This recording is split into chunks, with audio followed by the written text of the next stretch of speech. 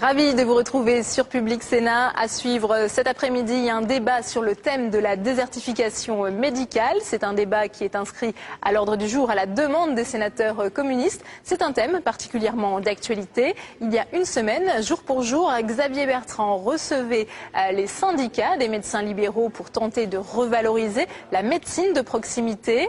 Le ministre de la Santé entend pour cela s'appuyer sur les propositions du rapport d'Elisabeth Hubert, l'ex-ministre de la Santé.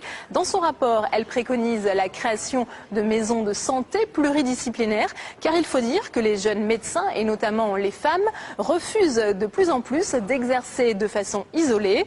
Mais la création de ces maisons de santé pluridisciplinaires permettra-t-elle de rééquilibrer la démographie médicale? Élément de réponse avec ce débat. La parole est tout d'abord à l'orateur du groupe qui a demandé ce débat, Monsieur Bernard Vera, pour le groupe communiste, républicain, citoyen et des sénateurs du parti de gauche. Vous avez la parole, mon cher collègue.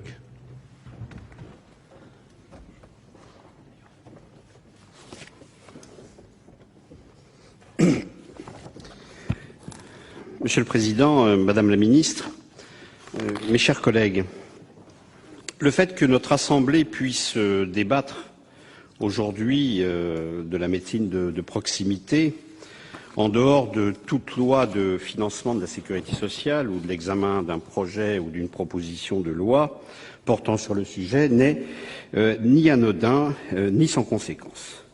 Les conseillers municipaux, les maires, les conseillers généraux ou régionaux que nous représentons, les territoires et les populations qui les habitent, tout nous invite à poser clairement cette question afin de rechercher par tous les moyens à garantir l'accès de toutes et de tous à une médecine de proximité de qualité et j'ajoute, car ce n'est pas sans importance, à tarifs opposables. La manière avec laquelle le Sénat s'est approprié les débats de la loi Hôpital, Patients, Santé et Territoire, le fait que la première proposition de loi tendant à la modifier soit d'origine sénatoriale, bien que nous soyons loin de l'approuver, me confirme dans l'analyse que nous dressons et qui a conduit notre groupe à proposer ce débat. Le Sénat a en effet toute légitimité pour aborder de front cette question et beaucoup reste à faire. D'autant que Madame Roselyne Bachelot a décidé, à l'occasion du congrès de médecine générale qui s'est tenu à Nice en juin dernier, de renoncer à 2 mesures censées lutter contre les problèmes de démographie médicale. Pour mémoire, il s'agissait des contrats santé solidaires et des déclarations préalables d'absence, 2 mesures, à nos yeux, peu efficaces. Si nous avons toujours douté de la capacité de ces 2 seules mesures à répondre aux besoins de nos concitoyens, nous ne pouvons que regretter la manière dont celles-ci ont été écartées. Je crois, Madame la Ministre, qu'il n'est pas de bonne politique que le gouvernement décide seul de surseoir à l'exécution d'une mesure législative adoptée par la représentation nationale, surtout lorsque ces mesures étaient censées améliorer les droits des habitants des territoires qui souffrent d'une sous-densification médicale. Ce gel trouvera sans doute sa conclusion par la suppression de ces mesures, comme le propose notre collègue le sénateur Fourcade, au motif que le gouvernement et sa majorité veulent témoigner de leur confiance aux professionnels de santé. Pendant ce temps-là, nos concitoyens peinent toujours plus dans leur recherche de médecins de proximité et, pour reprendre les propres termes de Madame Isabelle Hubert, qui a remis il y a peu un rapport concernant la désertification médicale, je cite, « L'état démographique de cette profession fait peser un réel danger sur toute l'offre de santé. C'est dire, Madame la Ministre, s'il y a urgence à agir. » Plus les réponses tardent à venir, plus les difficultés auxquelles font face nos concitoyens sont grandissantes. Car si la densité médicale était de 275 généralistes pour 100 000 habitants en 1985 et 340 praticiens en 2005, toutes les études prévoient à l'horizon de 2025 une densité médicale de 283 généralistes pour 100 000 habitants, soit un taux à peine supérieur à celui du milieu des années 80. Et ce, bien entendu, alors que le vieillissement de la population, les souffrances liées au travail, les pathologies consécutives aux pollutions ou tout simplement les évolutions démographiques ont fait naître des besoins nouveaux qu'il faudra bien satisfaire. Mes chers collègues, au vu de ces éléments et alors que le nombre de médecins, y compris de médecins de premier recours, n'a jamais été aussi grand, il serait erroné de considérer que seul un problème de démographie se pose aujourd'hui. Une erreur derrière laquelle il est aisé de se cacher pour renoncer à agir sur la vraie problématique, celle à nos yeux de la régulation géographique. En revanche, il y aura bien demain un vrai problème de démographie avec un manque criant de médecins généralistes dont les patients seront les victimes. Selon les atlas régionaux de la santé, le nombre total des médecins en activité devrait en effet diminuer de 10% à l'horizon 2025. À plus ou moins long terme, l'enjeu auquel nous sommes confrontés est donc bien l'accès de toutes et de tous à des soins de proximité. Une ambition loin d'être réalisée dans la mesure où actuellement, selon un sondage réalisé par le collectif interassociatif sur la santé, le CIS, et l'Institut de sondage Via Voice, 10% des Français affirment déjà avoir des difficultés à trouver près de chez eux un médecin généraliste. Un pourcentage qui atteint 27% dès lors qu'il s'agit de médecins spécialistes et qui explose à 34% pour l'accès à des professionnels de santé ne pratiquant pas le dépassement d'honoraires. Cette situation est alarmante alors qu'il y a actuellement 214 000 médecins en activité, soit une progression de 22% du nombre de professionnels depuis les années 90. Dans le même temps, la population française ne progressait, elle, que de 10%. Ainsi, la répartition inégale sur le territoire des médecins constitue bien la principale difficulté à laquelle sont à ce jour confrontés nos concitoyens. Selon les données recueillies dans les 23 atlas régionaux de la démographie, certaines régions connaissent une réelle pénurie, quand on observe dans d'autres une surdensification. On notera par exemple que la région Provence-Côte d'Azur arrive en tête de la densité médicale avec 375 médecins généralistes en activité pour 100 000 habitants, contre à peine 164 pour la région Nord-Pas-de-Calais. Cette situation résulte principalement du fait que de nombreux jeunes médecins, récemment diplômés, ont pendant longtemps fait le choix d'une installation non dans leur région d'origine, mais dans celle où la qualité de vie est considérée comme meilleure. Pour autant, l'implantation des professionnels dans ces régions à forte densité médicale est également inégale en interne. Si l'on observe une importante densité le long de la côte, dans l'arrière-pays, des régions entières sont pratiquement abandonnées. De la même manière, s'il est vrai que les départements ruraux souffrent le plus des déserts médicaux, les départements urbains, y compris parmi les plus peuplés, souffrent également de cette situation. À titre d'exemple, si Paris compte 742 généralistes pour 100 000 habitants, ils sont 7 fois moins nombreux en Seine-Saint-Denis et mon département, l'Essonne, fait face à une diminution du nombre de praticiens en activité de 27,5% par rapport à l'année dernière, conséquence du vieillissement des médecins en exercice et d'un nombre insuffisant d'installations. On le voit bien, les déserts médicaux actuels sont donc moins dus à une pénurie médicale qu'à une régulation inefficace, ou plutôt devrais-je dire, à une absence de régulation. La liberté d'installation que vous défendez conduit, on le voit bien, et nos concitoyens le vivent quotidiennement, notamment dans les territoires ruraux et les zones urbaines sensibles, à des conditions d'accès aux soins inacceptables. Les mesures incitatives et volontaristes que vous n'avez eu de cesse de proposer depuis plus de 10 ans ont fait la preuve de leur inefficacité. Votre refus d'adopter d'autres mesures plus contraignantes, seules capables de garantir dans le temps et dans l'espace une implantation médicale adéquate aux besoins en santé des femmes et des hommes de notre pays, confine à l'irresponsabilité. Je ne prendrai que 2 exemples, celui des bourses régionales et celui des aides délivrées par l'État et l'assurance maladie, et plus spécifiquement l'avenant 20 de la Convention médicale qui accorde une majoration de 20% des honoraires des généralistes exerçant en zone déficitaire et en groupe, mode d'exercice d'ailleurs plébiscité par les médecins. Cette mesure n'a absolument pas permis de réduire les déserts médicaux. Selon une étude menée conjointement par le CIS, la FNAT et l'UNAF, sur 100 caisses primaires, seules 28 d'entre elles ont mis en œuvre les dispositions contenues dans cet avenant.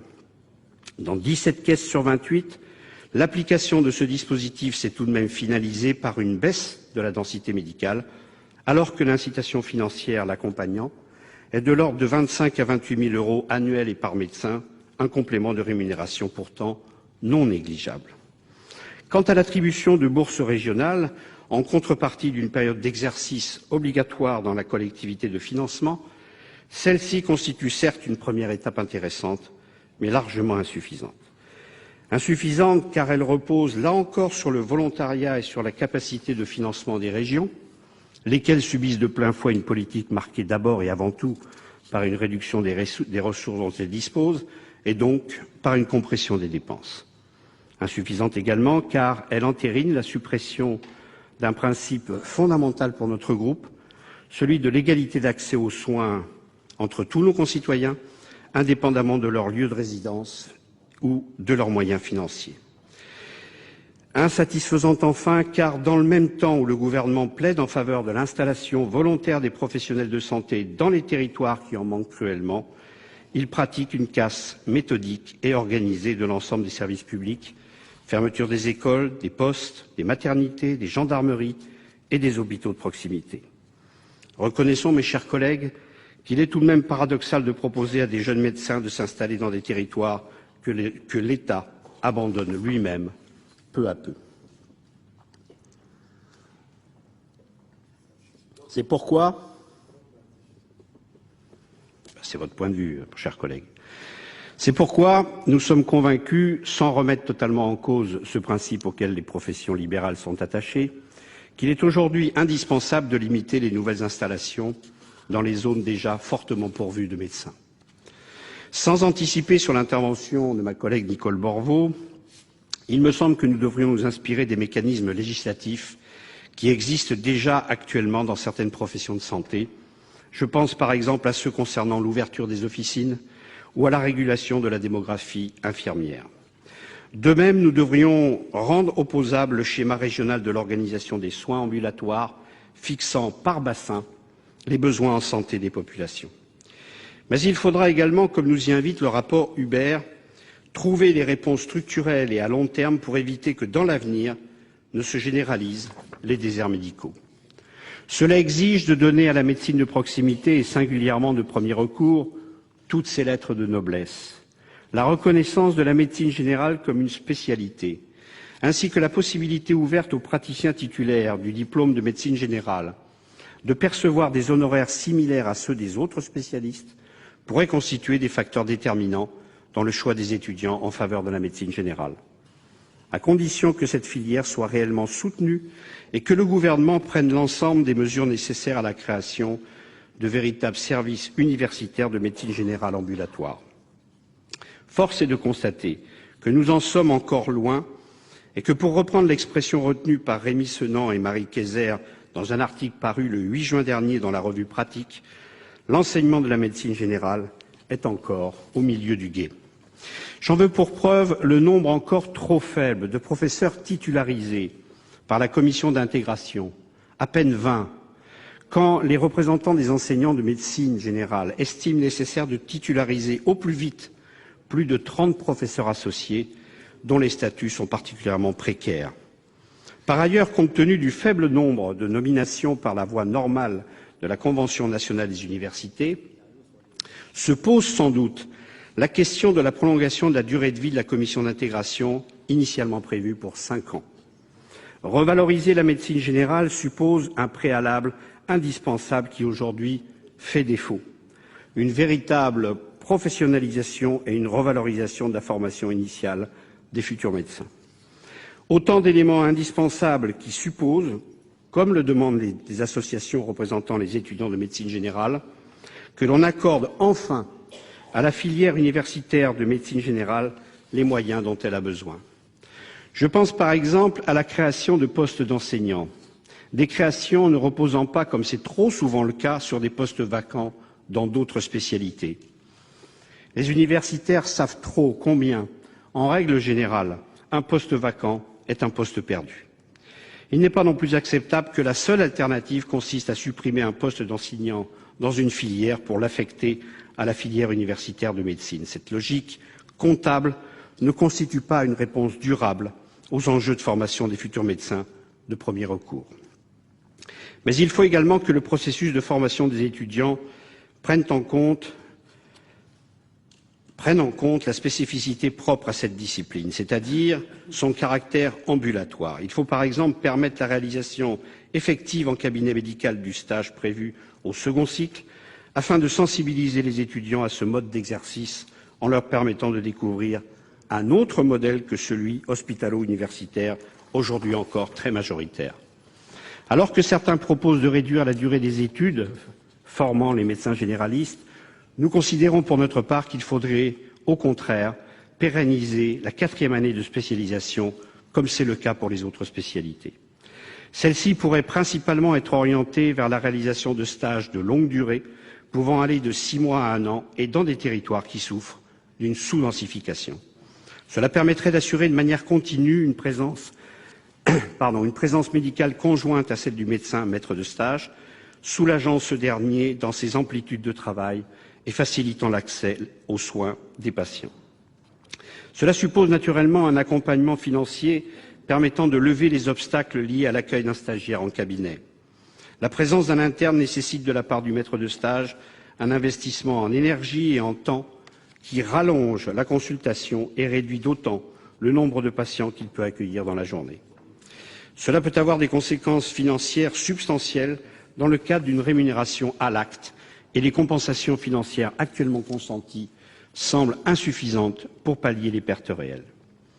Enfin, comme le préconise le rapport Hubert, il apparaît impératif de tenir compte des envies mêmes des médecins et des étudiants concernant les modes d'exercice de leur profession.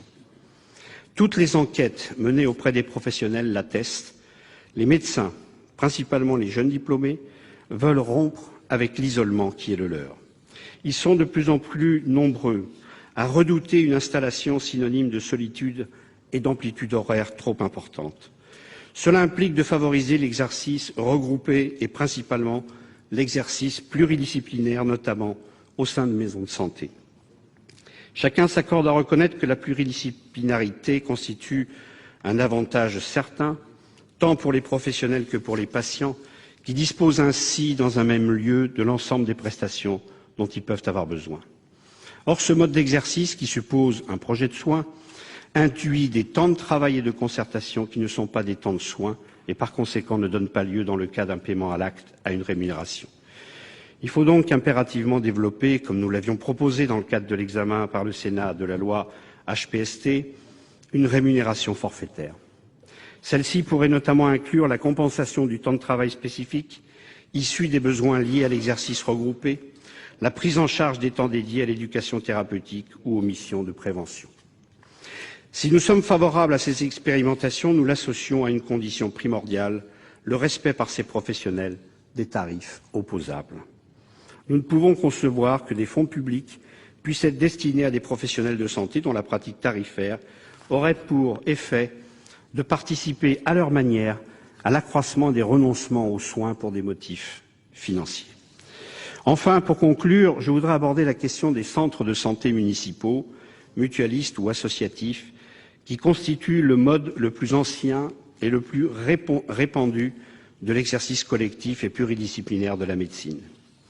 À l'image du rapport Valencien, le rapport de Madame Hubert note l'importance des centres de santé, notamment parce qu'ils contribuent à lutter à la fois contre la désertification médicale et contre le renoncement aux soins, bien que celui-ci reste principalement axé sur la médecine libérale. Ce tropisme est regrettable car de plus en plus de jeunes diplômés s'orientent vers un exercice salarié qu'ils estiment plus en adéquation avec leur conception de la médecine, mais aussi avec leur mode de vie. De la même manière, nous regrettons, à l'image de la Fédération nationale des centres de santé, que ce rapport limite les centres de santé à une réponse sanitaire d'exception qu'il serait bon de développer uniquement en cas de défaillance de l'organisation libérale. Cette conception, particulièrement anachronique à nos yeux, ne tire aucune conclusion des réussites réalisées quotidiennement par ces centres et qui permettent une approche globale des patients avec la pratique du tiers payant, la prévention, l'éducation en santé ou encore la pluridisciplinarité.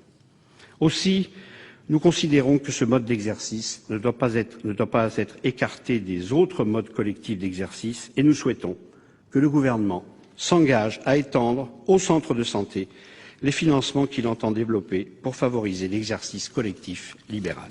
Je vous remercie.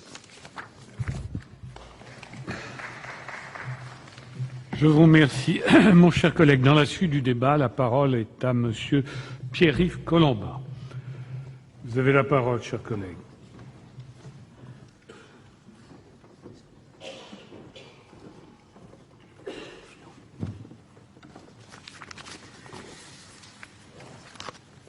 Monsieur le Président, Madame la Ministre, chers collègues, notre système de santé présentait jusqu'à récemment tous les avantages.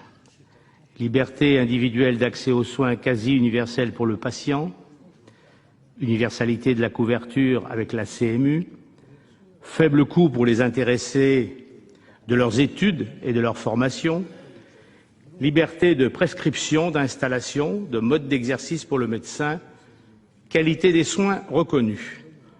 Pour résumer, socialisation quasi intégrale du coût des choix individuels, qu'il s'agisse du médecin comme du patient.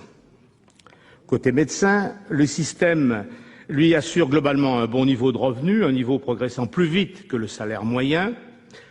Aucune contrepartie sociale autre que celle qui s'impose à lui-même ne lui est demandée, pas même depuis 2003 d'assurer des gardes.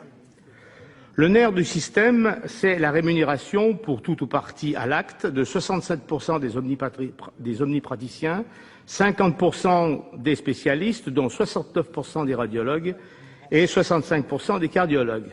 Mode de rémunération désormais appliqué globalement à l'hôpital public, dont les ressources dépendent du nombre et de la qualité des actes qui s'y pratiquent. Un système libéral financé par l'argent public, impossible de rêver mieux. Sauf qu'il s'est mis à dysfonctionner. En termes de coûts, en termes qualitatifs, files d'attente qui s'allongent pour l'accès à certaines spécialités, surchauffe des urgences qui, ici ou là, ponctuellement prennent des allures de cours des miracles, extrême disparité de la démographie médicale, notre sujet de cet après-midi.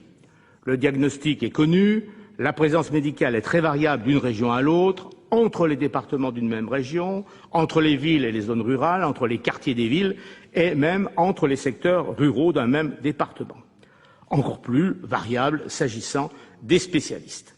Entre Provence-Alpes-Côte d'Azur et la Picardie, la densité des spécialistes varie du simple au double. Vous auriez de nombreux exemples à apporter.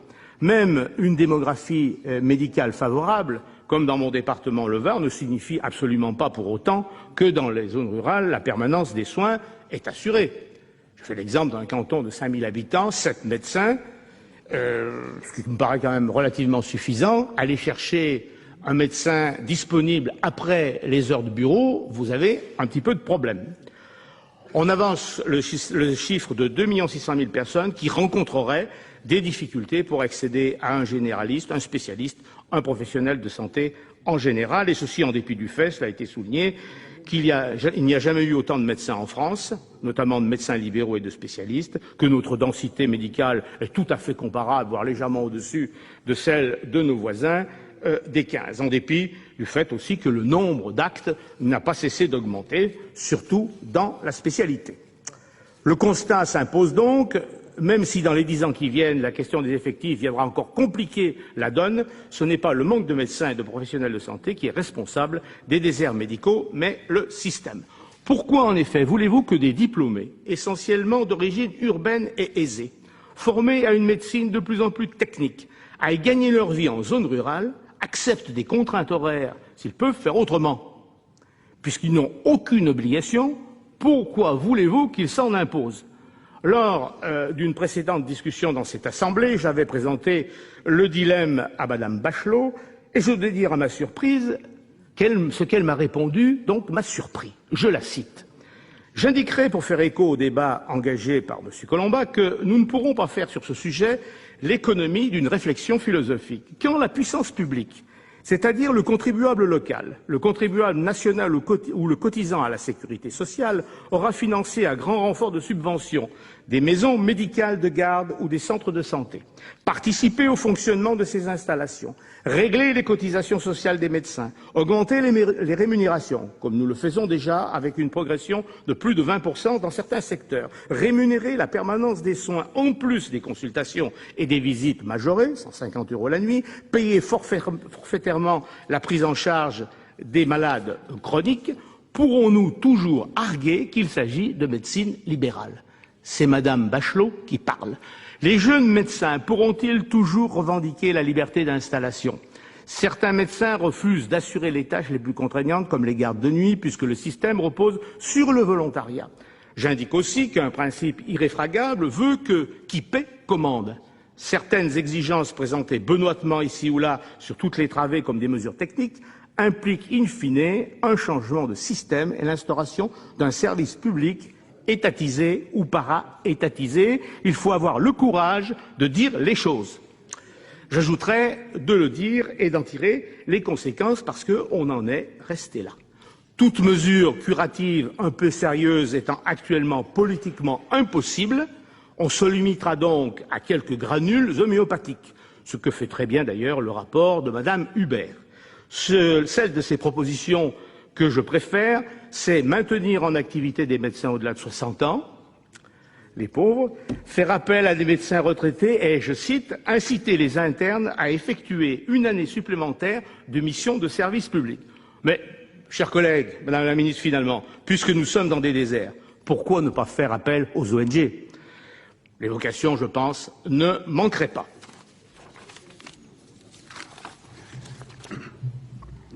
Je vous remercie, mon cher collègue. La parole est à Monsieur Tropeano, s'il vous plaît.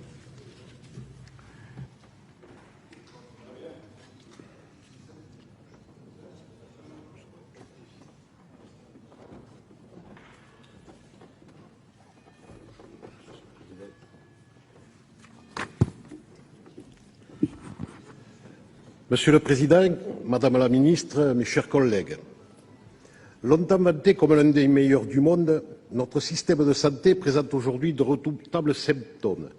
Engorgement des hôpitaux, inégalité sociale dans l'accès aux soins et inégalité territoriale.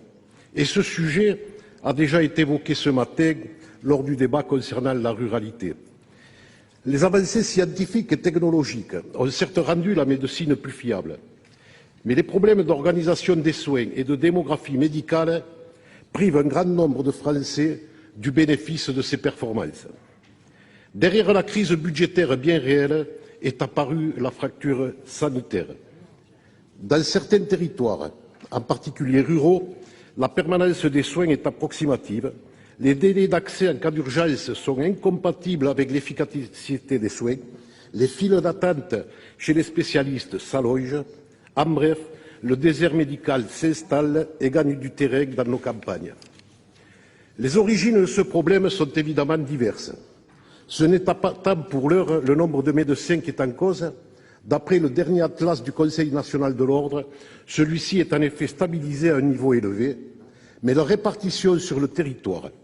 L'Île-de-France compte 222 spécialistes pour 100 000 habitants, soit le double de la Picardie, qui n'est pourtant pas, à proprement parler, une zone rurale reculée. Le manque d'attractivité de certains territoires y est évidemment pour beaucoup dans ces inégalités. Il est clair qu'on ne fera jamais venir un jeune médecin avec son conjoint dans une commune où il n'y a pas une offre de services de qualité ou un accès au numérique de nouvelle génération. Les conditions brutales et souvent anarchiques dans lesquelles sont conduites depuis quelques années les restructurations hospitalières ont également un impact fort. Elles démotivent les professionnels et désorganisent la coordination des soins. Enfin, la désaffection pour la médecine généraliste et l'exercice libéral y est aussi pour quelque chose. La carrière de médecin fait certes encore rêver des générations de jeunes gens qui y voient non seulement une manière de gagner leur vie, mais aussi une forme d'engagement, d'altérité et d'humanisme. En revanche, à la différence de leurs aînés, les jeunes diplômés rejettent le schéma traditionnel du médecin à tout faire, isolé dans son cabinet, corvéable jour et nuit. Parmi les nouveaux inscrits à l'ordre au 1er janvier 2010, moins d'1 sur 10 exerce en cabinet, 2 tiers optent pour une activité salariée et 1/4 pour des remplacements.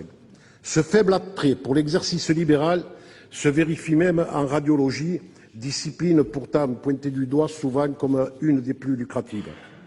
Contrairement aux idées reçues, ce n'est pas le niveau insuffisant de la rémunération qui prime dans le refus de l'installation, mais surtout la charge administrative trop lourde, la solitude de l'exercice ou encore les contraintes de garde. Face à cette évolution préoccupante, qui n'est pas d'hier, on ne peut plus se contenter de mesures isolées, on ne peut plus se contenter de promesses. De telles inégalités entre les territoires ne sont pas admissibles dans notre République. Ce ne sont pas les incitations fiscales et sociales en zone de revitalisation rurale, la réforme de la première année des études de médecine qui a été engagée cette année, ni les quelques mesures de la loi HPST, dont certaines étaient au demeurant positives, comme la régionalisation du numerus clausus, la reconnaissance de la médecine de premier secours ou le contrat d'engagement de service public qui vont régler le problème durablement. On le sait, la pénurie de médecins va s'aggraver avec le vieillissement de la population médicale. Actuellement, dans mon département, celui de l'Hérault, 60% de médecins ont plus de 60 ans. Nous devons donc aller plus loin. La qualité, le nombre, la formation, la répartition, les types de pratiques, les modes et niveaux de rémunération des hommes de l'art médical sont sans doute à repenser à la lumière des besoins médicaux. Notre collègue Vera a évoqué dans son intervention le rapport d'Elisabeth Hubert sur la médecine de proximité, rapport qui a été remis en novembre au président de la République, qui propose un ensemble de mesures, appui à l'exercice regroupé, refonte totale des tarifs de consultation, rémunération spécifique et incitative pour l'exercice en zone sous-dense, développement également de la télémédecine. Certaines sont intéressantes. Le regroupement de médecins et autres professionnels médicaux ou paramédicaux en un même lieu, par exemple dans les maisons de santé, est une solution en milieu rural et répond au besoin de partager l'expérience. Le gouvernement s'est engagé sur un objectif de 250 maisons de santé pluridisciplinaires. Je m'en réjouis, mais comme je l'ai déjà dit, le succès de cette démarche est lié à la présence sur les territoires concernés d'un minimum de services pour répondre aux besoins légitimes des professionnels de santé et de leurs familles. Or, à cet égard, le désengagement de l'État constitue le maillon faible du dispositif.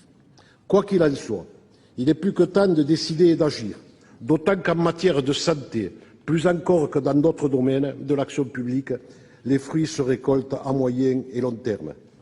Reste la question essentielle de savoir si les jeunes praticiens pourraient être un jour contraints à une forme ou à un lieu d'exercice en fonction des besoins.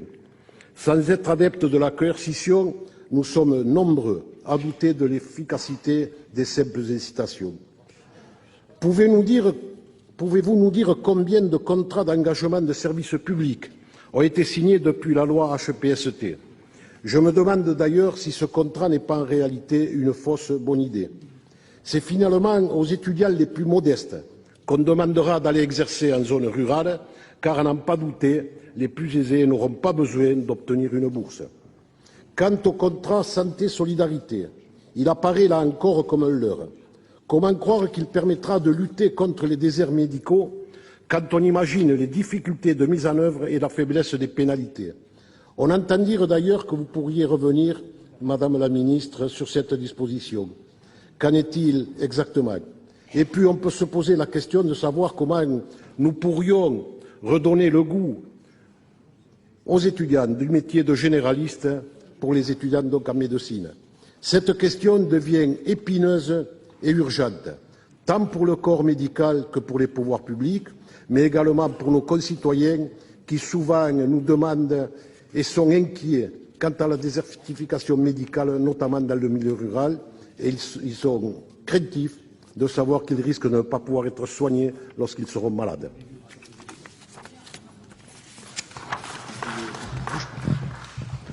Je vous remercie, mon cher collègue. La parole est à Madame la Présidente Borvo-Cohen-Seat, s'il vous plaît.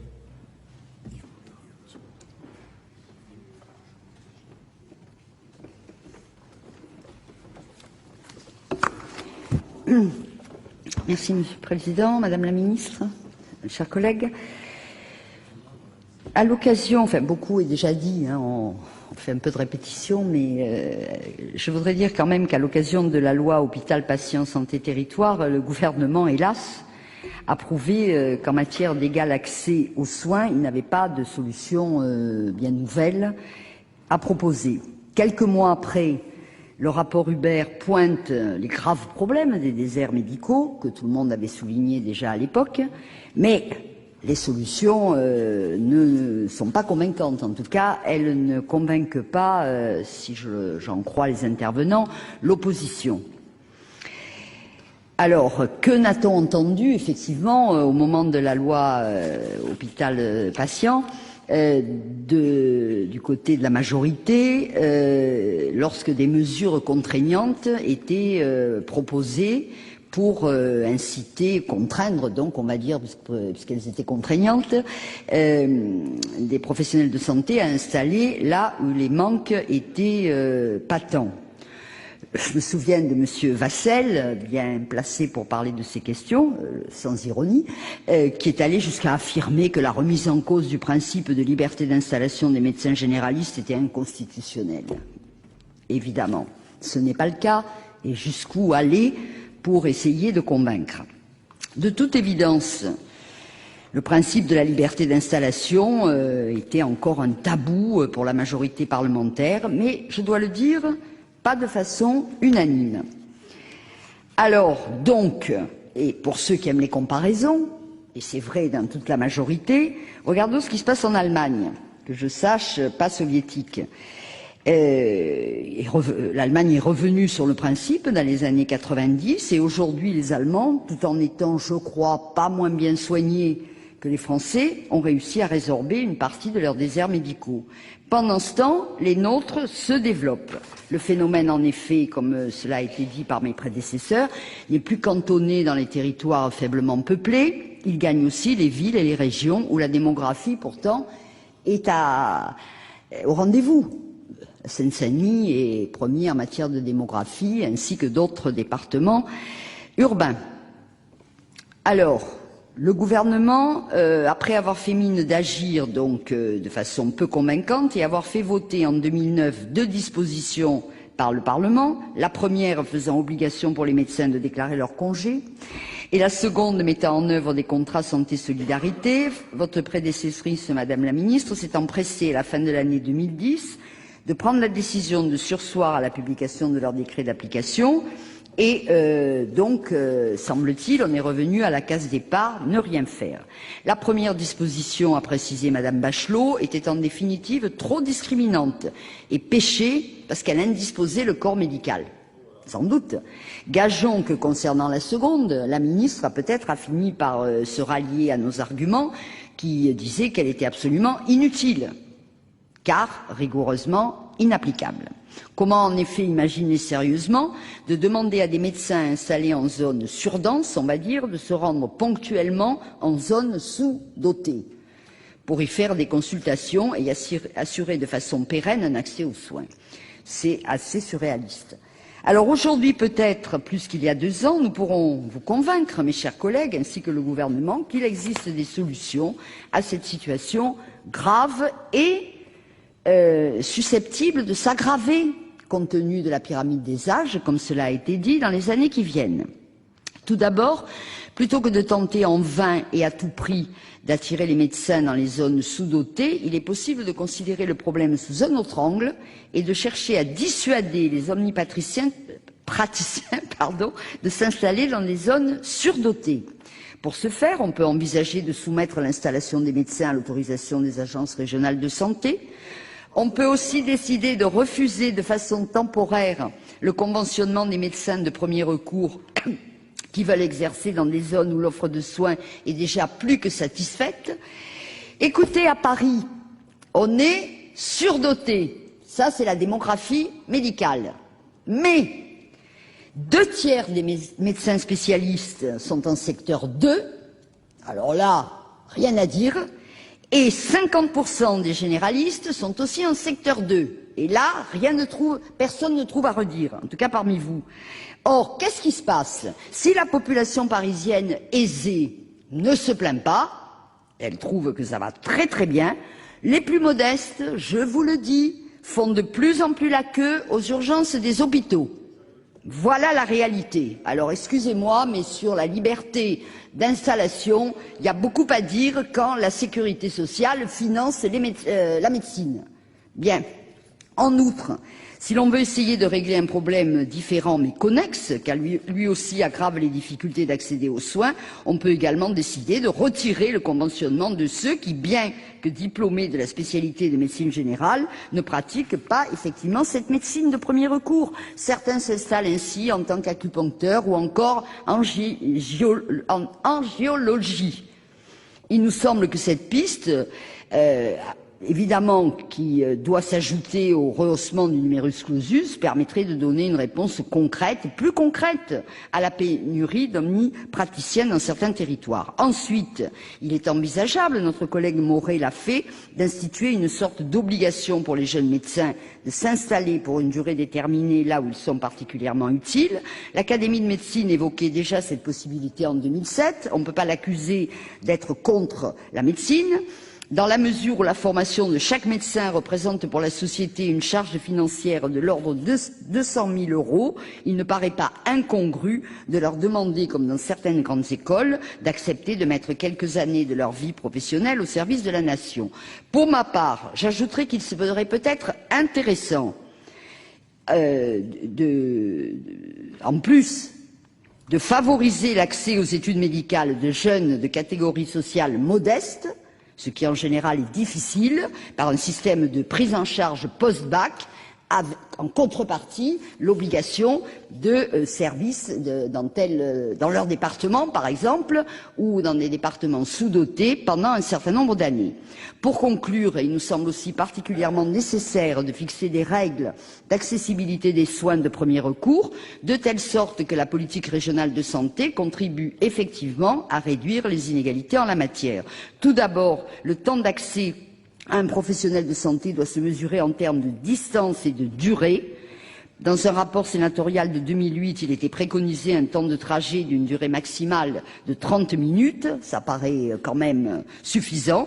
En outre, l'accessibilité aux soins doit prendre en compte le temps d'attente. Il faut pouvoir consulter son médecin dans un délai raisonnable. Enfin, et cet aspect nous semble de la plus grande importance, il faut que l'accès aux tarifs opposables, c'est-à-dire non soumis à dépassement d'honoraires, devienne un critère essentiel dans l'appréciation de l'accessibilité aux soins de premier recours. Donc, nous attendons de vous, mes chers collègues, que vous fassiez des propositions concrètes et opérationnelles, et nous demandons, Madame la Ministre, de faire preuve d'ouverture et de pragmatisme, car il est urgent d'agir. Merci. Je vous remercie. Je vous remercie, Madame la Présidente. La parole est à Monsieur Jacques Blanc, s'il vous plaît. Bonjour. Monsieur le Président, Madame la Ministre, mes chers collègues, d'abord je me réjouis que le groupe communiste ait souhaité l'ouverture de ce débat. Je dois dire d'ailleurs que quand on regarde l'ordre du jour de cette première semaine de travail du Sénat, politique agricole commune, ce matin ruralité, on a parlé des problèmes médicaux, et aujourd'hui, ce soir, désertification, ça prouve qu'on est préoccupé par la vie dans cet espace rural et par ce qu'on peut apporter aux populations. Le Sénat, d'ailleurs, s'est très mobilisé et a la chance d'avoir un éminent de nos collègues, le sénateur Fourcade, chargé de l'évaluation, au bout des 2 ans, de la loi que nous avons votée. Et il a déjà commencé un travail très important. Donc, le débat vient à son heure. Et Madame la Ministre, il vient à un moment où il est important, en effet, qu'on rappelle des choses, puisque vous venez de prendre cette responsabilité aux côtés du ministre Bertrand. M. Bertrand doit se rappeler que lorsqu'il était aux côtés de Douste-Blazy, il y a un rapport qui avait déjà été fait, c'est le rapport du professeur Yvon Berland, qui avait d'ailleurs alerté sur le besoin, les risques par rapport à la couverture médicale.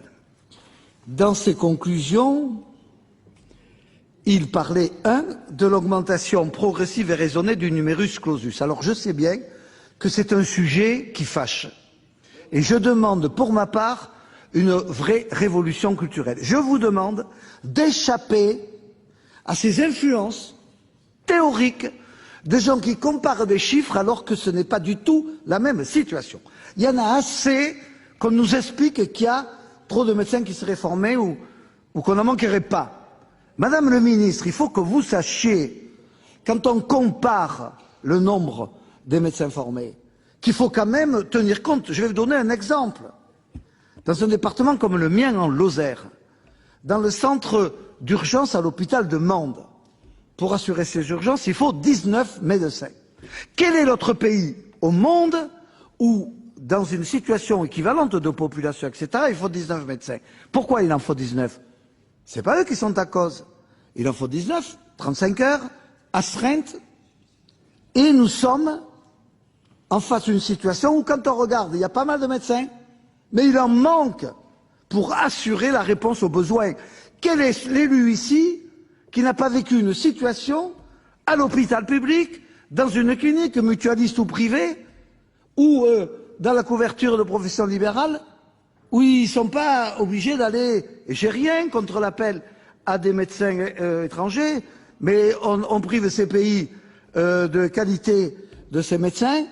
Et donc, surtout, ne tombez pas dans le piège de toute l'administration qui va vous expliquer qu'il y a assez, on en forme assez. Ce n'est pas vrai. Le numerus clausus, bien sûr, était une nécessité. On l'a mal appliqué, les gouvernements de droite ou de gauche, et on ne forme pas assez de médecins. On voit bien dans toutes nos campagnes des jeunes qui ont été éliminés dans un concours qui ne répond d'ailleurs à aucun critère humaniste de médecins, et qui auraient fait d'excellents médecins. Donc arrêtons de dire qu'il y en a assez. Premier point. C'était d'ailleurs dit déjà, des solutions d'incitation pour l'installation de médecins dans les zones. Alors c'est là où nous avons une divergence. Moi je crois qu'il faut faire confiance aux acteurs, et je suis contre les contraintes, et je suis pour le respect de la liberté d'installation. Par contre, je suis pour qu'il y ait des mesures d'incitation vraies. Alors, mais si, mon cher collègue, je vais vous inviter à venir en Lozère. On a pris, le département de la Lozère a mis en place, et je peux vous montrer ici le guide d'installation. Il y a 9 étudiants internes qui ont signé. Il y en a déjà un qui vient de s'installer à Florac. Seulement, ça prend du temps. Mais c'est vrai que les contrats qui peuvent être établis, avec l'engagement d'exercer minimum 5 ans, et quand ils sont là depuis 5 ans, ils restent, c'est une mesure d'incitation tout à fait forte. Seulement, ça prend du temps, de même que les contrats d'engagement qui ont été mis en place dans la loi, mais il n'y a que 2 ans, et donc ça ne peut pas porter ses fruits. Ça devrait permettre l'installation de médecins dans ces zones rurales, où d'ailleurs la qualité de vie, aujourd'hui, fera, j'en suis convaincu, que demain, ceux qui auront découvert, il faut, troisième incitation, par les stages. Il faut héberger, il faut payer, on le fait, et rembourser les frais de déplacement pour aller suivre des cours à l'université. Ce sont donc des mesures incitatives, on en parlait, on en a mis en œuvre dans le cadre de la loi sur l'hospitalisation avec Madame Bachelot. Il y a des mesures aussi d'incitation financière qui ont été prises en compte dans le cadre de la loi rurale. Les exonérations de charges avec les zones de revitalisation rurale. Il y a un certain nombre de mesures qui n'ont pas encore fait la preuve de leur efficacité, mais c'est la conjugaison. Écoutez, quand je regarde moi ce qui s'est passé en Angleterre, quand je regarde ce qui se passe aux États-Unis, je dis c'est bien la réponse française, le modèle français, qui est le meilleur. La pénurie partout, excusez-moi, et ici on peut sauver on peut sauver la qualité, il faut former davantage, inciter aux installations dans les zones rurales qui en manquent, par ces mesures, par un acte volontaire, parce qu'il n'y a rien de pire que les gens qui sont obligés d'aller à tel ou tel endroit. On mérite mieux dans cet espace rural. Donc ce sont des mesures incitatives et je demande à notre collègue Jean-Pierre Fourcade de mesurer comment ça va se développer. Ne disons pas que ça ne marche pas, alors qu'elles sont mises en œuvre il y a 2 ans, dans la loi d'hospitalisation ou la loi sur les territoires ruraux. Donc je vous demande, Madame le ministre, libérez d'a priori avec les rapports le rapport Hubert qui vient compléter ce qui avait été étudié avant, avec un peu de recul par rapport à la loi hospitalisation. Je vous demande, 1, de faire sauter ces blocages de numerus clausus, 2, ces 400 contrats qui ont été d'engagement de l'État, dont 200 pour des internes, 200 avant. Je crois qu'il faut augmenter ce nombre, avec des engagements concrets de s'installer. J'avais déposé un amendement, Madame Bachelot avait dit c'est intéressant, mais on verra dans un décret, pour favoriser aussi le remplacement dans les zones. Vous le savez, les médecins mettent 10 ans, aujourd'hui font des remplacements pendant 10 ans. Eh bien, si on favorise la venue de ces remplaçants dans les zones en risque de désertification, on les fixera et ils pourront rester et s'installer. Donc, pas de remise en cause de ce principe fondamental de liberté, hors duquel il y a eu des échecs partout. Vous n'allez pas me dire qu'il y a eu des résultats spectaculaires et positifs de la qualité de ce qui est apporté. Tirons les leçons de la situation qui se dégrade, à cause du manque de médecins, à cause de l'absence jusqu'à présent de mesures incitatives, et je suis convaincu, 3e point, que la mise en place des maisons de santé pluridisciplinaires c'est une excellente réponse. Moi, j'ai exercé la médecine dans un espace rural ô combien isolé en Lozère. Je sais ce que c'est que de me lever la nuit, d'aller voir des malades tout seul, travailler 24 heures. C'est fini. Il faut donc qu'on permette à ces médecins, tout en gardant le choix de leur exercice libéral, de travailler dans des maisons pluridisciplinaires. Je puis vous dire que dans ma modeste commune de la Canourgue, j'en crée une qui sera ouverte à la fin de cette année, qui nous permettra d'être attractifs pour que, on avait 4 médecins, il y en a 2 qui prennent la retraite, les 2 autres ne peuvent pas rester seuls. Ils ont besoin de travailler ensemble avec aussi les infirmières, parce que là aussi on n'en forme pas assez. Les kinés, les autres professions paramédicales, je crois que la maison médicale pluridisciplinaire est une bonne réponse qui respecte l'exercice libéral, mais qui permet de faire tomber les blocages. Parce que c'est vrai qu'en plus, et je terminerai là-dessus, on l'oublie, ce qui peut-être fait hésiter le plus le médecin de s'installer tout seul, en dehors des problèmes d'organisation de vie, c'est l'angoisse.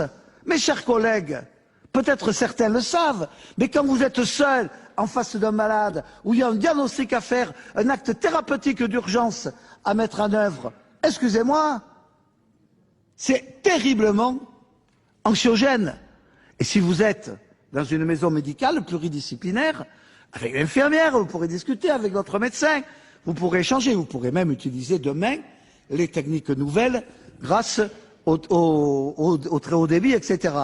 Donc, ne cassons pas ce qui est la chance même de la qualité de la distribution des soins dans notre pays, et je crois que c'est l'exercice libéral associé avec les systèmes hospitaliers, etc.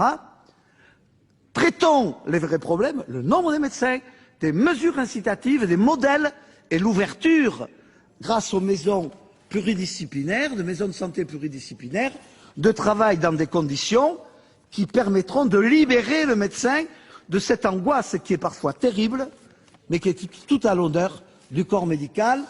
N'oublions pas cette réalité humaine, n'allons pas casser notre système, mais au contraire, faisons confiance et allons de l'avant. Alors, Madame le Ministre, vous avez une grande responsabilité. Ne tombez pas dans le piège qui peut être tendu parfois pour des raisons idéologiques mais au contraire, restons fiers, car mes chers collègues, écoutez, quand on fait le tour du monde, on s'aperçoit quand même que c'est encore en France qu'on est le mieux soigné. Merci, mon cher collègue. La parole est à Madame Nathalie Goulet, s'il vous plaît.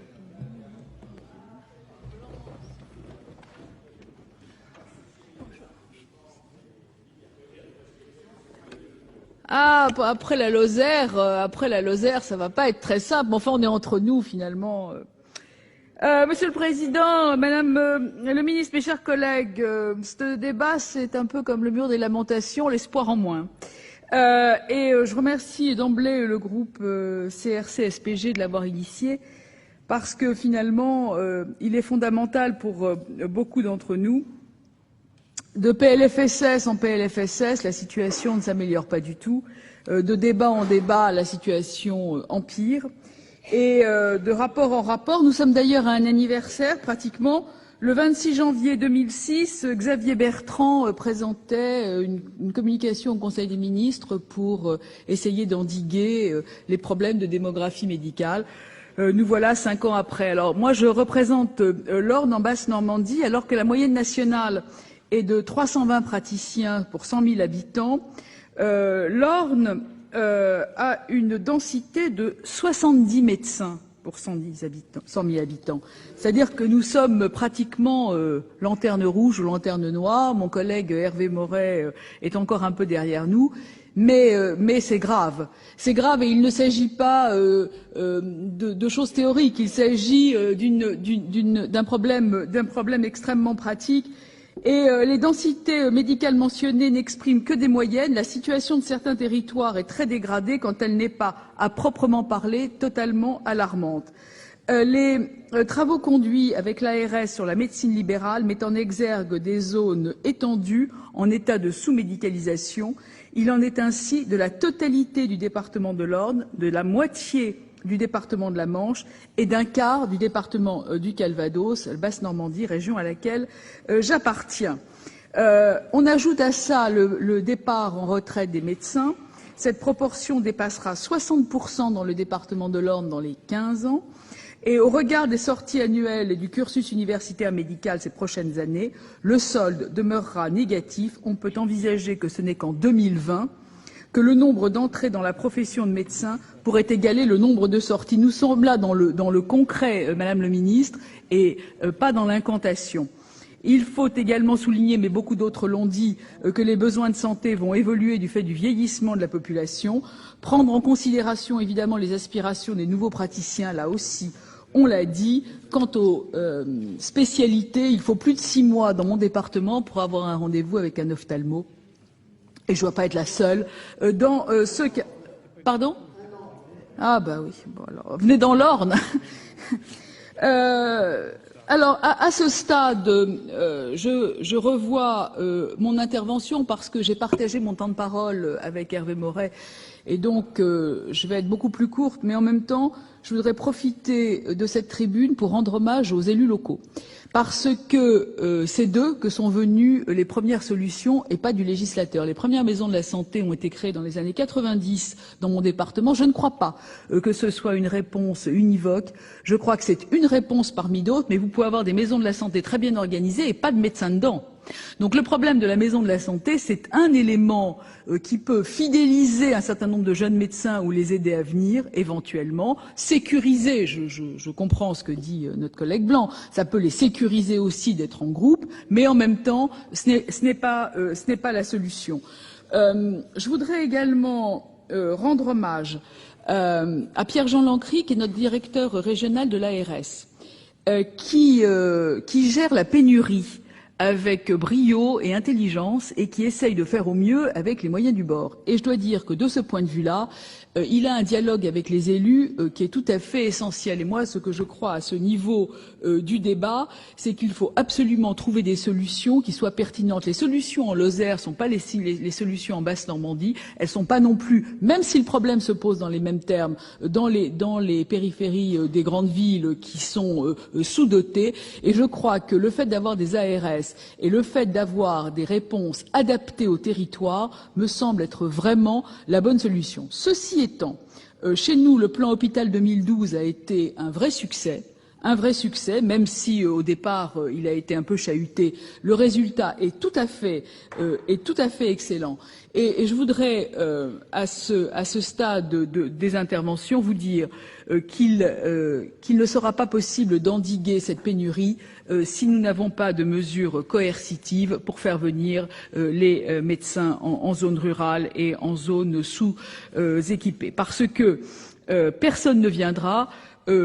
Tous les PSLA initiés par les élus ne seront que des procédés et des palliatifs qui ne fonctionnera pas si nous n'avons pas les praticiens.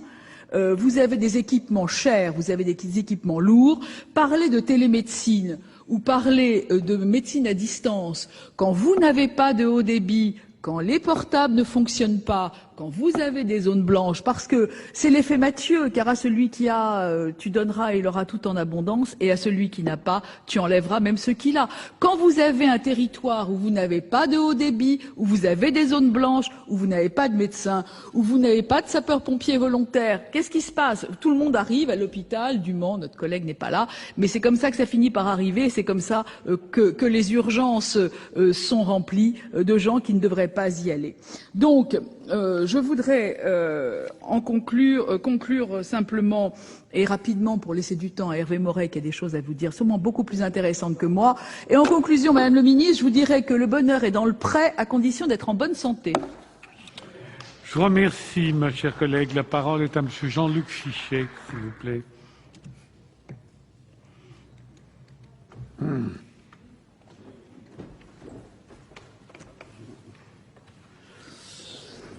Monsieur le Président, Madame la Ministre, mes chers collègues, en introduction, permettez-moi d'abord de profiter de cette tribune pour dire un mot sur les difficultés d'accès aux soins.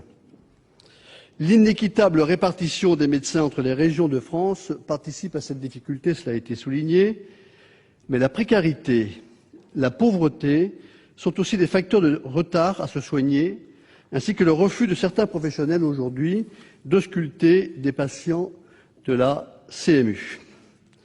Que dire des nouvelles dispositions sur l'aide médicale d'État, imposer aux malades sans papier et sans ressources une contribution forfaitaire de 30 €.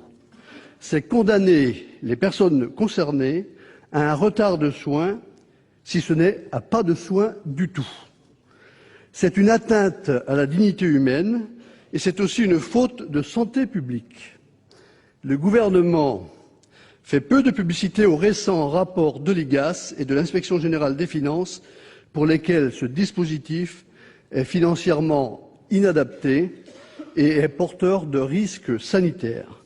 Il serait bon, Madame la Ministre, que le gouvernement entende les nombreuses voix qui demandent la suspension de cette mesure inique et discriminatoire. Le débat qui nous réunit cet après-midi à l'initiative de nos collègues communistes, républicains et citoyens doit nous permettre d'apporter des solutions concrètes et immédiates à la disparition lente et inéluctable de la présence des professionnels médicaux dans nos communes rurales, mais aussi dans certaines villes. Quel est le constat? Il a été fait, je le reprends rapidement, les médecins qui sont présents dans nos territoires vieillissent. La moyenne d'âge des médecins en Finistère, c'est 56 ans. Plus du tiers a dépassé les 60 ans. Et ils ne trouvent bien évidemment pas de professionnels pour leur succéder. Les jeunes médecins, cela a été dit aussi, nous disent qu'ils ne veulent plus être corvéables à merci, ils ne veulent plus exercer de manière isolée, ils expriment la volonté de profiter de leurs enfants et d'avoir des loisirs. Le conjoint ou la conjointe veut exercer sa profession. Et les habitants, quant à eux, sont inquiets de la disparition de leurs médecins.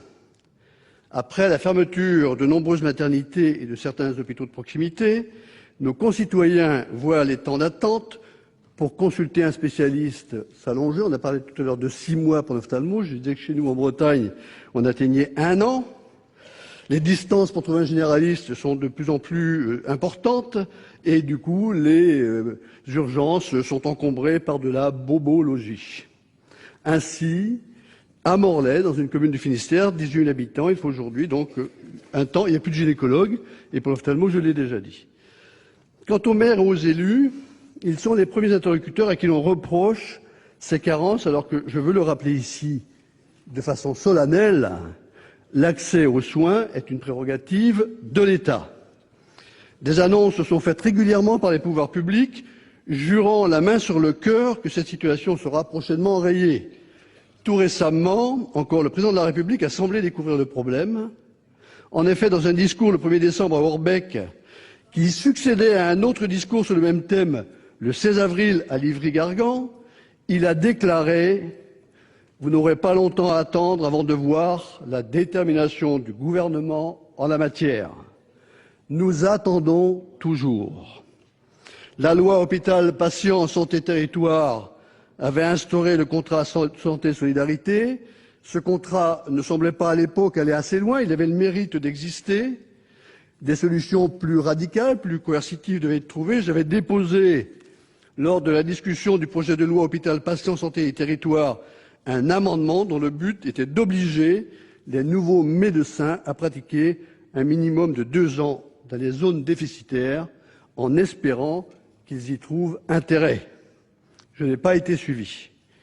La majorité n'a rien trouvé de mieux que de vider de sa substance le contrat santé-solidarité dès l'été suivant l'adoption de la loi HPST. Les quelques mesures contraignantes, obligation de donner la date de ses absences, l'obligation de soutien dans les zones déficitaires, ont été tout bonnement annulées. Pourtant, et les associations de patients l'ont encore rappelé au mois de décembre, les déserts médicaux persistent alors que l'assurance maladie verse une prime de 25 000 à 28 000 euros par an et par médecin installé en zone déficitaire. Comme le pointe le rapport d'Elisabeth Hubert, une des pistes est de bien définir ce qu'est un désert médical. Elle renvoie cette définition au travail des nouvelles agences régionales de santé qui ont, avec la loi HPST, un rôle important sur cette matière.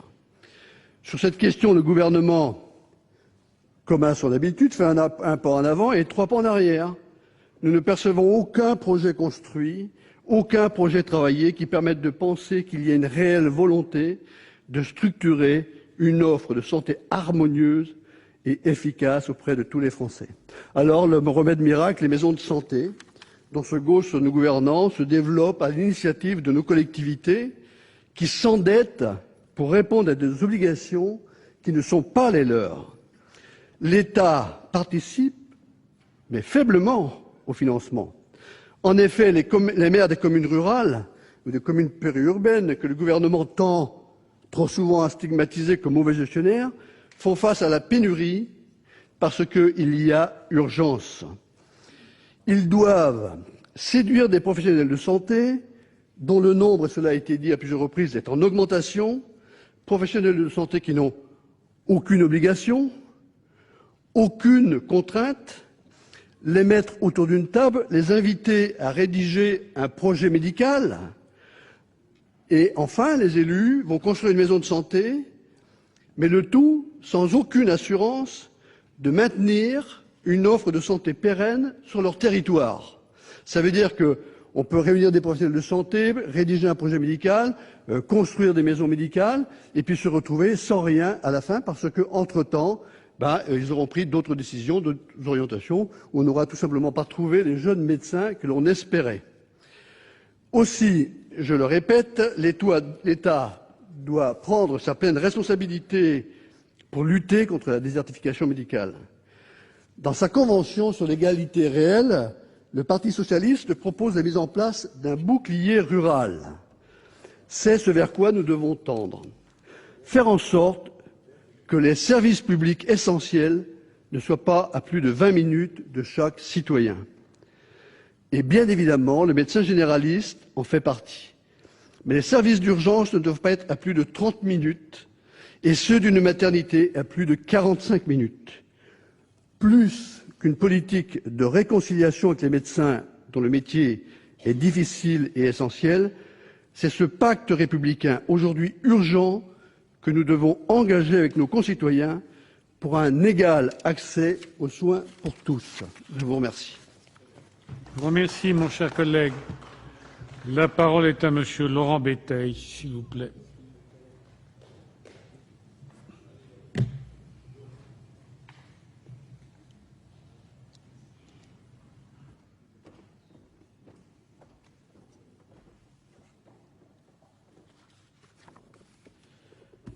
Monsieur le Président, Madame la Ministre, mes chers collègues, au cours de ces derniers mois, le Président de la République a rappelé qu'après la réforme de l'hôpital, la priorité dans le domaine de la santé, c'est la médecine libérale. Plusieurs déplacements ont été l'occasion pour le chef de l'État de faire des annonces en faveur des médecins généralistes, mais le problème concerne d'ailleurs tout autant les médecins spécialistes. Débattre de la désertification médicale, c'est évoquer entre autres des problèmes géographiques, sociologiques, avec deux défis majeurs qui doivent être relevés. Le premier, sur lequel Jacques Blanc s'est étendu tout à l'heure, consiste à enrayer la baisse du nombre de médecins. Si en 2009, il y avait 290 médecins pour 100 000 habitants, nous savons que la situation va se dégrader jusqu'en 2020, date à laquelle la densité de médecins aura retrouvé son niveau de 1980.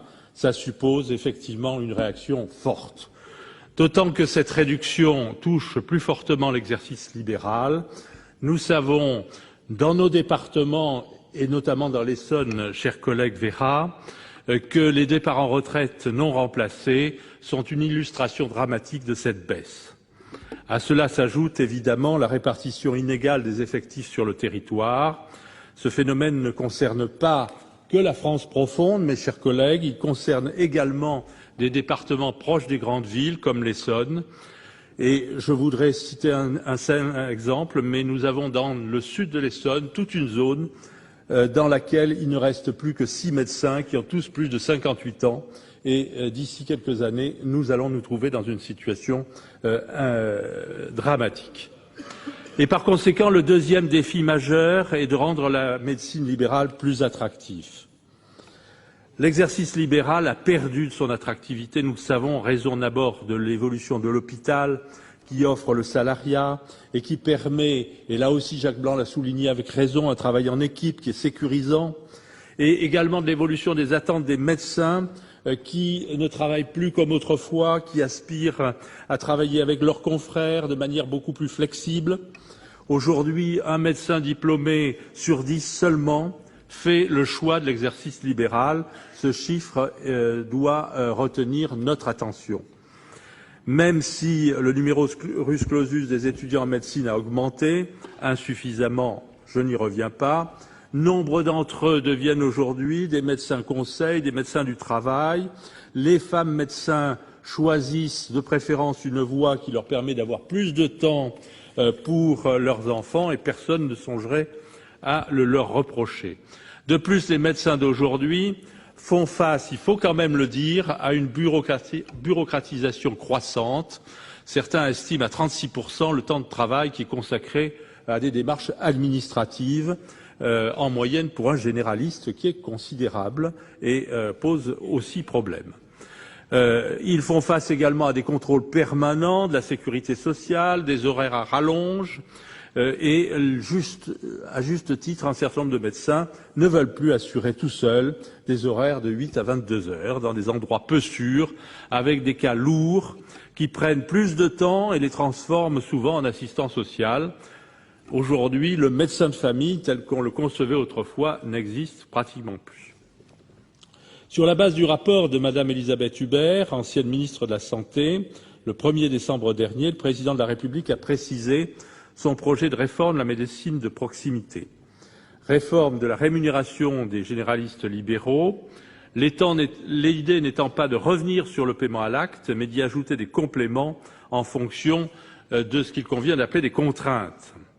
Alors, après un règlement pour le paiement à l'acte, une deuxième part reviendrait à une rémunération forfaitaire qui financerait certaines activités, comme les permanences de garde dans des maisons médicales ou les médecins qui remplissent une fonction de service public en s'installant dans des déserts médicaux.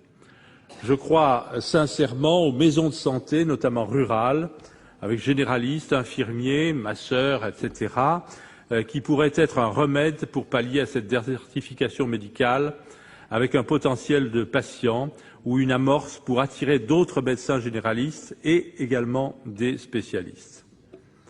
Un nouveau véhicule juridique adapté à la diversité des situations pour les pôles de santé regroupés me semble également un excellent objectif. Nous avons dans l'Essonne un problème d'insuffisance d'infirmiers. Nous avons dans le sud de l'Essonne toute une zone où il n'y a pas de service d'infirmiers à domicile. Et chez nous aussi, il faut aujourd'hui attendre 6 mois pour obtenir un rendez-vous avec un spécialiste, que ce soit ophtalmologiste, gynécologue, pour citer que ces quelques cas. Nous n'atteignons pas les records de la Bretagne, mais il n'empêche que même 6 mois, c'est totalement insupportable. Tout le monde en est conscient. Un troisième niveau serait défini en fonction des objectifs de santé publique et de leur respect. La création d'un guichet unique destiné à faciliter la création de ces pôles de santé avant le 1er juillet 2011 pour tous les professionnels de santé qui voudraient créer un pôle de santé avec les élus me paraît une excellente réponse à la demande forte de nos départements ou de nos cantons où persiste cette désertification médicale.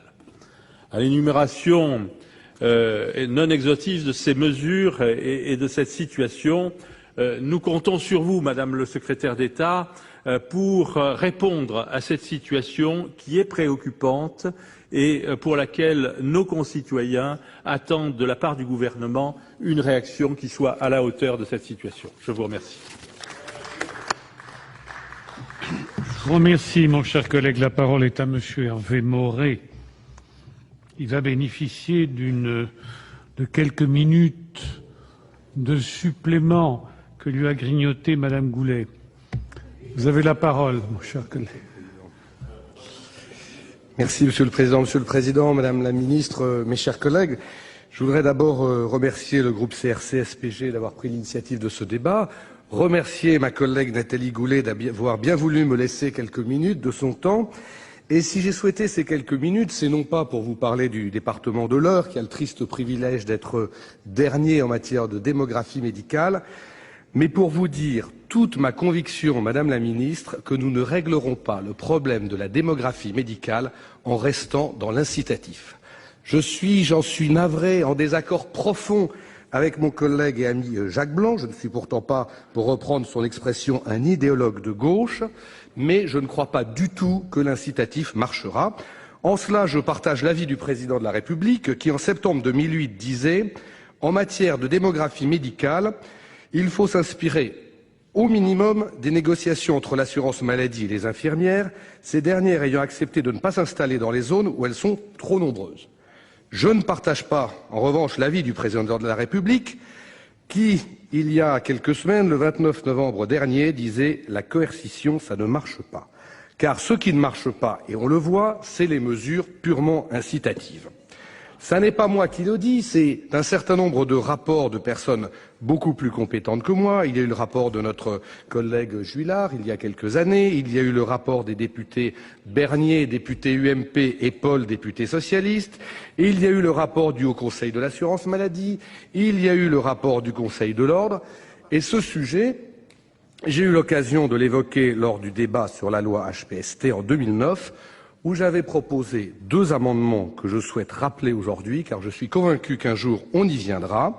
Le premier, c'était de dire que lorsque des médecins s'installent dans une zone bénéficiant d'une offre de soins élevée, ils ne bénéficient pas du remboursement de leurs honoraires selon le modèle qui s'applique pour les infirmières. Le deuxième amendement que j'avais déposé, c'était de prévoir que les jeunes diplômés s'installent 3 ans minimum dans une zone où l'offre de soins est déficitaire. Et j'avais proposé que ça ne s'applique qu'à partir de 2017 pour qu'on laisse le temps éventuellement aux mesures incitatives de faire leurs preuves. Et si les mesures incitatives avaient fait leurs preuves, eh bien naturellement, cet amendement aurait pu tomber.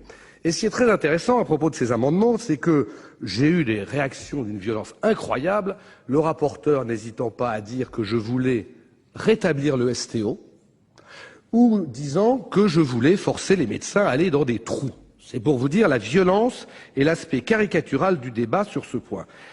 Et je dois dire que c'est très intéressant de voir d'ailleurs qui avait voté ces amendements, parce que Ces amendements donc avaient recueilli très peu de voix, mais j'avais souhaité les maintenir et y compris obtenir un scrutin public sur l'un d'entre eux. Le groupe CRCE-SPG avait voté en totalité ces amendements. Quelques RDSE et quelques membres du groupe de l'Union centriste avaient voté cet amendement. Mais en revanche, aucun sénateur UMP et aucun sénateur socialiste n'avait voté ces amendements qui étaient, semble-t-il, politiquement incorrects. Alors aujourd'hui, ma conviction, elle est intacte et je suis convaincu que les mesures incitatives ne marchent pas. Je donne rendez-vous à tous ceux qui le souhaitent dans 5 ans, dans 10 ans, dans 15 ans. Et je suis vraiment navré que Mme Bachelot ait mis entre parenthèses le dispositif contrat santé-solidarité, qui était le seul élément un tant soit peu contraignant, très peu d'ailleurs, mais un tant soit peu contraignant de la loi HPST, qui, je le dis aujourd'hui avec beaucoup de gravité et de tristesse, n'aura aucun effet sur la démographie médicale. Et je suis convaincu, je l'ai dit, qu'un jour, un gouvernement peut-être plus courageux que les autres, et j'espère qu'il sera plutôt de droite que de gauche, mais peu importe en l'espèce, aura le courage de prendre des mesures fortes en la matière. Et je le dis, je trouve qu'il n'y a rien de choquant à demander à des jeunes diplômés qui ont eu leurs études financées par l'État de rendre un service à l'État en allant là où on a besoin d'eux pendant quelques années. Il y a quantité de professions où ça existe déjà et ça ne choque personne. Je ne vois pas pourquoi il en irait différemment pour les médecins. Alors, pour conclure, ce matin, nous avons eu un débat très intéressant sur la ruralité et on est en plein dans le sujet puisque Bruno Le Maire, en conclusion de ce débat, a considéré que le problème numéro 1 aujourd'hui de la ruralité, c'était celui de la démographie médicale. Et je partage naturellement ce qu'il a dit, et c'est parce que je partage cet avis que j'espère que le gouvernement ne jouera pas indéfiniment l'autruche en se voilant la face et en refusant de voir les choses telles qu'elles sont, et qu'un jour il prendra les mesures courageuses qui s'imposent. Il en va de la vitalité et même de la vie tout court de nos territoires ruraux. Je vous remercie. Je vous remercie, mon cher collègue. La parole est à Monsieur Georges Patient, s'il vous plaît.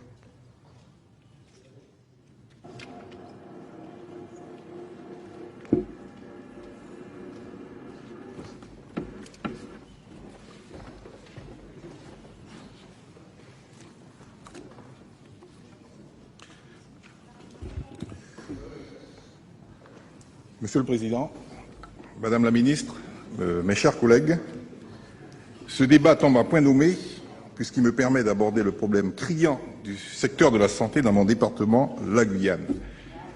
Et je tiens à remercier le groupe CRC qui est à l'origine de cette initiative. Ici, il est question de désertification médicale. En Guyane, malheureusement, nous avons dépassé ce stade. Nous ne sommes pas dans un processus de déficit ou d'exode de médecins, tout simplement parce que nous sommes déjà un désert médical. Le diagnostic est sévère, implacable, d'autant plus que le département est confronté à une croissance démographique exceptionnelle, avec un taux de 3,9%, le plus important de France, l'un des plus importants au monde, et qu'il détient les indicateurs de santé parmi les plus mauvais de France, pour ne pas dire les plus mauvais. En effet, la Guyane dispose d'une espérance de vie inférieure de 4 ans à celle de la métropole, 79 ans pour les femmes, 72 ans pour les hommes, d'un taux de mortalité infantile de 10,5 pour 1000 naissances au lieu de 4 dans le reste de la France, des pathologies qui ont des prévalences plus élevées que dans le reste de la France, diabète, hypertension artérielle, sans oublier le VIH, un taux important de maladies entériques, surtout dans les communes de l'intérieur de la Guyane, telles que typhoïde, gastro-entérite, diarrhée infectieuse, entraînant des retards de développement et scolaire chez les enfants. Une situation sanitaire plus que dégradée qui nécessiterait une couverture sanitaire adaptée à des besoins croissants. Et pourtant, en matière de démographie médicale, force est de remarquer que la Guyane souffre toujours d'un déséquilibre important par rapport à la métropole. Le département est entièrement classé zone déficitaire en médecins libéraux. La directrice de la Caisse générale de sécurité sociale de Guyane, n'hésitant pas à déclarer qu'il y a 3 fois moins de médecins dans ce département que ceux dont il a besoin. La densité moyenne en médecins généralistes, médecins spécialistes, infirmiers, masseurs, kinésithérapeutes et dentistes est plus qu'alarmante. On compte pour 100 000 habitants, données 2009, 38 médecins généralistes en Guyane, contre 112 en France métropolitaine, respectivement 83 et 82 en Martinique et en Guadeloupe. 22 médecins spécialistes contre 88 en France métropolitaine, respectivement 48 et 60 en Martinique et en Guadeloupe. 38 chirurgiens dentistes contre 62 en France métropolitaine. Encore, faut-il préciser que les médecins généralistes et spécialistes ont pour 30% d'entre eux entre 55 et 70 ans et qu'ils sont concentrés sur l'île de Cayenne et sur Kourou. Beaucoup de communes ayant déjà une densité inférieure à 3 médecins généralistes par tranche de 5000 habitants se retrouvent ainsi très éloignées d'un service d'urgence. La sonnette d'alarme a été maintes fois actionnée. Les propositions ne manquent pas, elles ont largement été développées dans des rapports, avis et différents plans, qu'elles soient locales, nationales, rapport de Mme Hubert, remis le 23 novembre au Président de la République, elles avancent les mêmes mesures. La Guyane doit être dotée d'une véritable politique volontariste d'incitation à l'installation de médecins libéraux. Certes, il y a eu des avancées, je pense au tarif de la consultation. Je pense aussi à l'installation de médecins étrangers, exception guyanaise en France, mais il est des demandes locales telles que la zone franche médicale et la réduction de l'octroi de mer pour le matériel professionnel et technique afin de faciliter l'investissement des spécialistes qui sont restés lettres mortes. L'accent doit être également mis sur la continuité territoriale qui est à renforcer. Dans un territoire aussi grand que le Portugal, avec de très fortes disparités territoriales et une fracture entre la bande littorale assez bien équipée et l'intérieur enclavé, c'est un point essentiel. L'absence d'avions sanitaires dédiés ou d'hélicoptères pour la sécurité civile, autant que l'isolement de certaines populations, pose un problème majeur en matière d'égalité d'accès aux soins. Certaines communes sont particulièrement démunies en infrastructures. Les délais d'intervention sont extrêmement longs. Les systèmes de communication en cas d'alerte restent insuffisants. Je rappelle que le dispositif d'aide au transport aérien et la définition des critères d'octroi constituent l'un des objectifs du plan santé outre-mer et qu'à ce jour, aucune initiative n'a été communiquée alors que c'est un élément crucial au titre de la continuité territoriale afin de réduire les charges importantes de transport des établissements. D'autre part, de réels moyens financiers doivent être garantis pour améliorer la couverture sanitaire en équipements technologiques de pointe. Il est navrant de constater que dans le plan Hôpital 2012, seuls 2,2% de l'enveloppe globale sont consacrés aux Outre-mer. Autre mesure d'importance et essentielle, le renforcement de la formation et son adaptation aux spécificités du département. À ce sujet, la demande d'augmentation du numerus clausus pour les Outre-mer n'a été que partiellement entendue, puisque pour la rentrée universitaire 2010-2011, seulement 3 places de plus ont été prévues pour l'Université des Antilles-Guyane. Quant à la faculté de médecine des Antilles-Guyane créée en 1988, elle ne dispose à l'heure actuelle que de 23 personnels hospitalo-universitaires. Sans une accélération du nombre de créations de postes, cette faculté parviendra au niveau du CHU de Limoges que dans 60 ans. Pourtant, celui-ci est le moins pourvu de France, après le CHU des Antilles-Guyane, bien sûr. Pour l'heure, nous sommes donc très loin des promesses du Conseil interministériel de l'Outre-mer du 6 novembre 2008, qui prévoyait la création d'un cursus complet des études médicales aux Antilles-Guyane et souhaitait notamment pour la Guyane faire de la santé une activité de pointe. Une fois de plus, de très bonnes intentions, mais qui sont encore loin de se transformer en réalité. Madame la Ministre, l'égalité devant les soins ne serait-ce qu'un vœu pieux. C'est la fin de ce débat. Si vous souhaitez le revoir ou en savoir plus sur ce thème, notre site internet publicsénat.fr. Prochain rendez-vous avec l'actualité politique et parlementaire, c'est le 19h présenté ce soir par Michel Grossior. Très bonne fin de journée à tous sur Public Sénat.